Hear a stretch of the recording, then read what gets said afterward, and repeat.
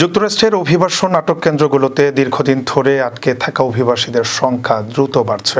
President Donald ট্রাম্পের দ্বিতীয় মেয়াদে নেওয়া কঠোর নীতির ফলে বহিষ্কার মামলার নিষ্পত্তি না হওয়া পর্যন্ত অভিবাসন বিচারকরা অনেক ক্ষেত্রে আটক ব্যক্তিদের মুক্তি দিতে পারছেন না। এতে হাজারো অভিবাসী মাসের পর মাস, এমনকি বছরের পর বছর আটক অবস্থায় মানবেতর পরিস্থিতির মুখোমুখি হচ্ছেন। আইসির তথ্য অনুযায়ী বর্তমানে যুক্তরাষ্ট্রে আটক অভিবাসীর সংখ্যা 70,000 ছাড়িয়েছে, যা অতীতের সব রেকর্ড ভেঙেছে। এর মধ্যে অন্তত 7,000-এরও বেশি মানুষ 6 মাসেরও বেশি সময় ধরে আটক রয়েছেন। আইনজীবী ও মানবাধিকার কর্মীরা বলছেন, অনেক অভিবাসী স্বেচ্ছায় দেশ ছাড়তে রাজি হলেও বিচারকের মুখোমুখি না হওয়া পর্যন্ত তাদের মুক্তি দেওয়া হচ্ছে না।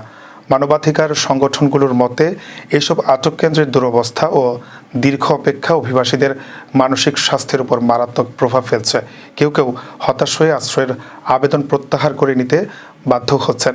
বিশেষজ্ঞরা সতর্ক করে বলছেন, অনির্দিষ্টকাল আটক রাখা যুক্তরাষ্ট্রের আইন ও মানবাধিকার নীতির সঙ্গেও সাংঘর্ষিক।